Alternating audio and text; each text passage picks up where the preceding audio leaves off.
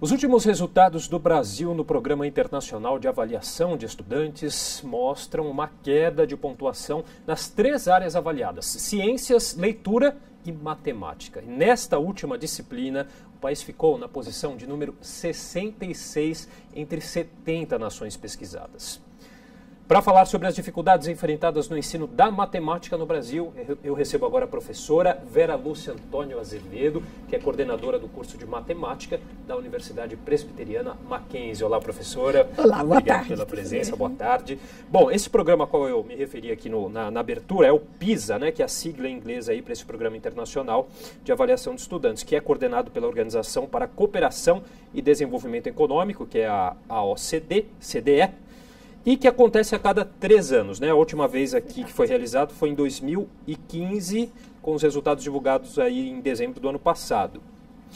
E que oferece aí um perfil básico de conhecimentos e habilidades dos estudantes. Bom, essa prova contou com 23.141 estudantes brasileiros de 841 escolas, que representam aí uma cobertura de cerca de 70% dos alunos de 15 anos. E em matemática, a pontuação dos alunos brasileiros caiu de 391 para 377. E aí a primeira pergunta que eu faço para a senhora é: por que a matemática é tão importante e está sempre aí como uma disciplina balizadora dessas pesquisas? Então, a matemática é muito importante em tudo na vida, como nós sabemos, né?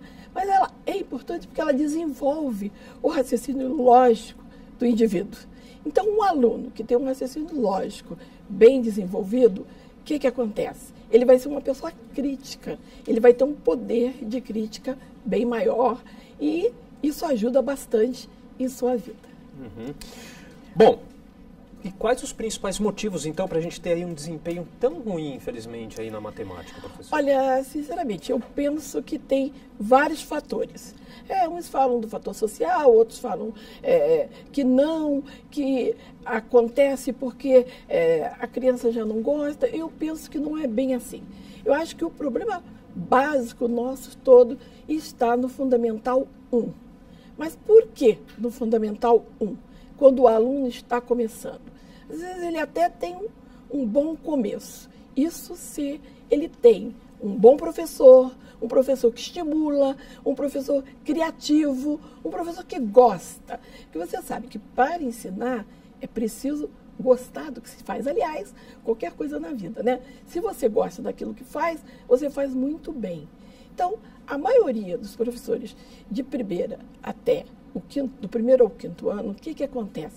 São professores pedagogos. Não que eles sejam culpados, mas a estrutura curricular da graduação em pedagogia, ela não tem uma base de matemática que leve o aluno, quer dizer, o professor a se aperfeiçoar bastante para desenvolver esse aluno com tudo que ele precisa. Então, ele já não vai muito bem nessa fase. Uns porque tem, às vezes, até um pouco de incentivo de casa, e outros não. Mas quando ele vai caminhando, esse caminhar não se desenvolve. Então, na realidade, eu acho que tudo desse fracasso depende realmente do Fundamental 1, na maneira como é feito esse ensino. Então, o ensino da matemática é uma coisa muito bonita, mas é preciso que o professor goste, que o professor se apaixone por aquilo que faz. E realmente, a gente só fica realmente muito apaixonado quando a gente gosta e quando a gente conhece aquilo que está fazendo. Porque aí fica difícil até despertar então, o interesse dos alunos se exatamente. Os próprios professores não têm todo esse interesse pela disciplina. Né? Não significa que eles são os culpados. Eu acho que o que precisa ser modificado, precisa ter uma grande mudança, nessa estrutura curricular dos cursos de graduação de pedagogia. Porque são eles que começam com os alunos de 1º a 5º ano. Bom, imagino também, essas dificuldades, elas acontecem no país inteiro, né? Não é a exclusividade de um estado, uma cidade ou outra. Não. Às vezes a gente até leva assim, o nível social, as escolas privadas são um pouquinho melhores que as públicas. Até realmente, às vezes acontece isso. Por quê? Pelo motivo de seleção, pelo motivo de ingresso. Então, o interesse, às vezes, até das próprias escolas em estar fazendo alguma coisa para que isso possa ser bem desenvolvido. Então, acontece. Mas, de uma maneira geral, eu acho que o ensino todo é melhor um pouquinho de um lado, mais do outro, se você for ver, precisa ainda realmente de uma grande mudança. Até aqui tem um dado, né? A fatia de alunos da rede privada brasileira que não consegue atingir o nível 2, que é capazes de empregar algoritmos básicos, fórmulas e convenções, é de 30%. Bom, a gente vê que nas públicas a situação é bem pior, vai para 77% esse índice. E só para fazer uma comparação aí, no Chile esse percentual é de 14% e no Japão de apenas 9%. Quer dizer, varia, aí tem uma variação grande da escola particular para a pública, mas a pesquisa assim, também mostra, e quando comparado com os países desenvolvidos, né, de mesmo nível socioeconômico, os brasileiros ainda ficam muito aquém, né? Pois é. Então, para você veja que é realmente necessário essa mudança. Eu acho que isso vai facilitar bastante o ensino do fundamental. E até foi uma palestra muito interessante do brasileiro notável, que foi o Arthur Ávila, em que ele diz, se não vai bem na primeira, não vai bem na segunda, dificilmente irá bem na terceira.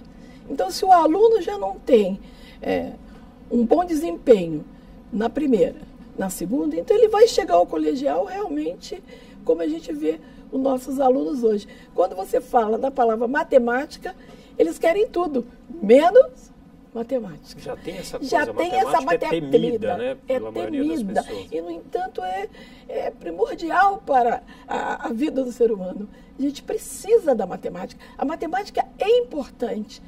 E por isso dessa importância de ter esse incentivo logo cedo, porque é uma bola de neve. Exatamente. Conforme a dificuldade persiste, o problema vai ficando maior também. Cada vez maior, exatamente. E a reforma do ensino médio agora que a gente tem, professor, de certa maneira pode colaborar para a melhora nesses desempenhos? A gente precisa ver como vai acontecer para realmente ver se essa reforma vai fazer alguma diferença. Então, ainda continua. A reforma do ensino médio. Nós estamos começando pelo ensino médio. Então, a reforma deveria ser lá no básico, né? Porque a gente já ia vendo o progresso, o que vai acontecendo. Mas não significa que não vamos deixar de ter esperança. Vamos ver o que pode acontecer. Bom, em relação à metodologia, a nossa metodologia, ela está correta, ela está ultrapassada? O que acontece? Ou o problema realmente é pôr em prática coisas que a gente sabe que precisam ser feitas e que não são, questão de incentivo, no próprio professor, infraestrutura, para tudo isso? Tudo isso também são fatores que acarretam esse desempenho não tão eficiente quanto a gente gostaria, né? Então, eu acho que tem muitas ações que são feitas em relação à metodologia que podem auxiliar, né? Por exemplo, na minha universidade, né, na Universidade Mackenzie, na qual eu faço parte, e me orgulho disso, eu gostaria de ressaltar. Nós fazemos um trabalho de base com os alunos da graduação muito importante.